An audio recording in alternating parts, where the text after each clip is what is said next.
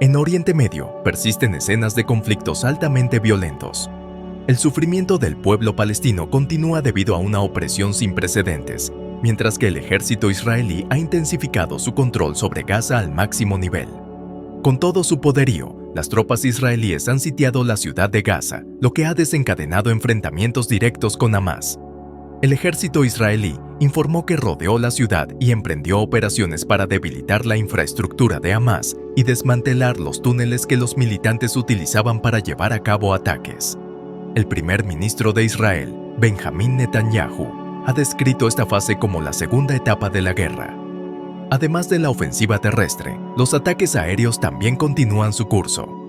El teniente coronel Richard Hecht, portavoz de las Fuerzas de Defensa de Israel, aclaró que la ciudad de Gaza aún no está completamente cercada y exhortó a la población a trasladarse hacia el sur, a zonas que Israel considera más seguras, aunque lamentablemente también son blanco de ataques aéreos. Recientemente, el Ministerio de Salud, bajo la dirección de Hamás, anunció que al menos 9,227 palestinos han perdido la vida en los ataques israelíes contra Gaza.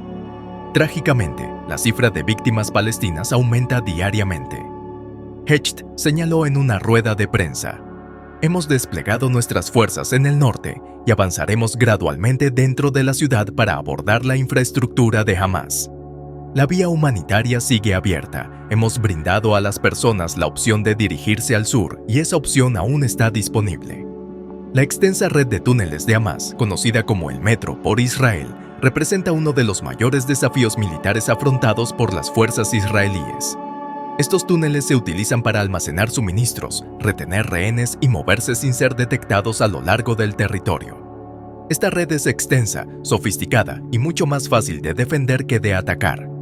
Las fuerzas de defensa de Israel informaron que en enfrentamientos recientes, las tropas israelíes han localizado y neutralizado túneles de combate activos. También se ha informado que Mustafa Dalul, un comandante de batallón de Hamás que lideraba las fuerzas en la ciudad de Gaza, perdió la vida durante la noche.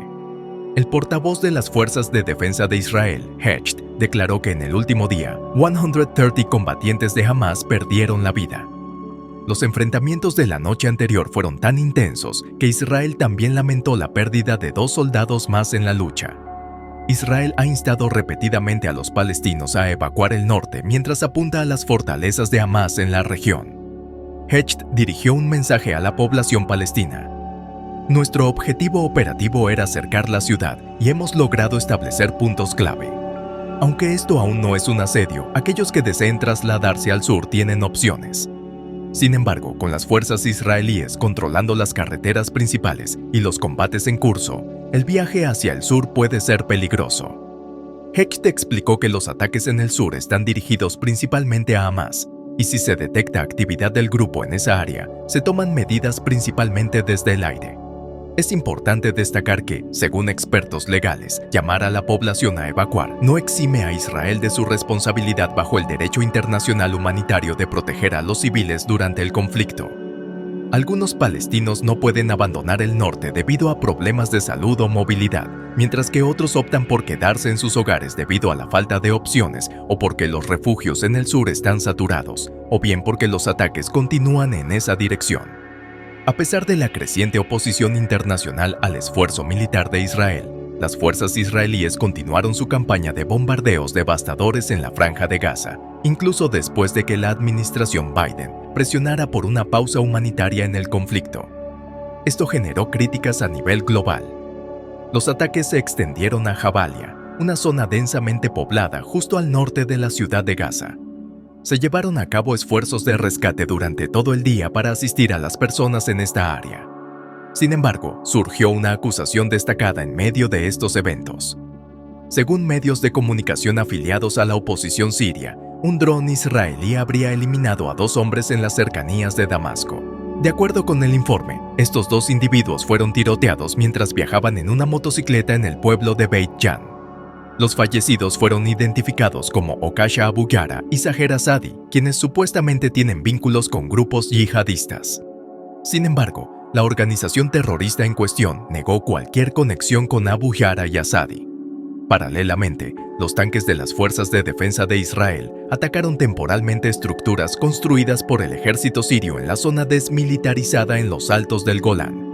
Esta acción representa una violación del acuerdo de separación de fuerzas firmado entre Israel y Siria después de la guerra de Yom Kippur en 1974. Según los medios estatales sirios y una fuente del ejército sirio, el régimen sirio sostiene que es responsable de todo lo que sucede en su territorio y no tolerará ningún intento de vulnerar el acuerdo de separación. Es importante mencionar que Israel ha atacado instalaciones de defensa aérea en la ciudad de Tartus, en el oeste de Siria, en 2 ocasiones recientes. El primer ataque cobró la vida de 2 soldados sirios e hirió a otros 6. Por su parte, el Centro Sirio para los Derechos Humanos, vinculado a la oposición siria y con sede en Londres, informó que el segundo ataque ocurrió en los alrededores de Tartus, provocando la muerte de 3 soldados sirios y dejando a otros 8 heridos. En las últimas informaciones, se ha destacado que las áreas que sufrieron ataques eran un depósito de armas de Hezbollah y una base de aviones del sistema de defensa. Israel ha continuado con sus ataques en otro país vecino durante el día de ayer. Hezbollah anunció la trágica noticia de la muerte de uno de sus combatientes en enfrentamientos con el ejército israelí a lo largo de la frontera sur del Líbano. No se proporcionaron detalles adicionales sobre este fallecimiento, incluyendo las circunstancias que lo rodearon. Desde el 7 de octubre, el número de miembros de este grupo militante ha aumentado a 56.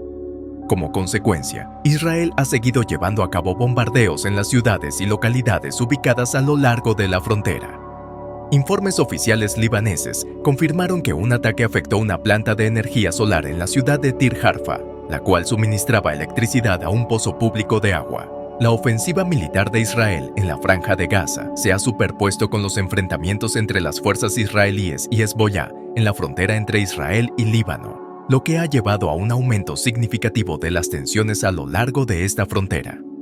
Desde el conflicto más amplio entre Hezbollah e Israel en 2006, en el cual el grupo libanés lanzó cohetes contra las principales ciudades israelíes, provocando graves daños, no se habían registrado enfrentamientos fronterizos tan mortales.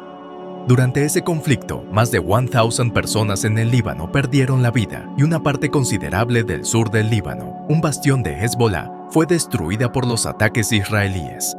En el contexto actual, las redes sociales se han inundado de información falsa, donde videos manipulados, traducciones erróneas y noticias fraudulentas a menudo eclipsan la información veraz sobre el conflicto. La propagación de desinformación sobre la reciente confrontación entre Israel y Hamás está en aumento. En las últimas semanas, los usuarios han estado compartiendo falsos rumores que sugieren que actores de crisis están fabricando imágenes de derramamiento de sangre o que los marines estadounidenses están siendo desplegados en Gaza para combatir en el terreno. Vale la pena profundizar en algunas de las noticias falsas más recientes que se han difundido en Internet. En estos momentos, varios sitios web están promocionando un video en el que el presidente ruso, Vladimir Putin, supuestamente anuncia que su país brindará apoyo al pueblo palestino. Sin embargo, es importante destacar que esto no es cierto en absoluto. Hasta la fecha, Rusia ha emitido declaraciones que han sido cuidadosamente equilibradas, dirigidas a ambas partes en conflicto, es decir, a Israel y a Hamás.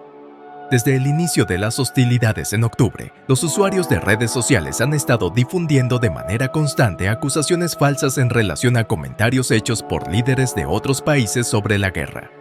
A medida que avanzamos en medio de esta avalancha de información, agradecemos tu atención y seguimiento.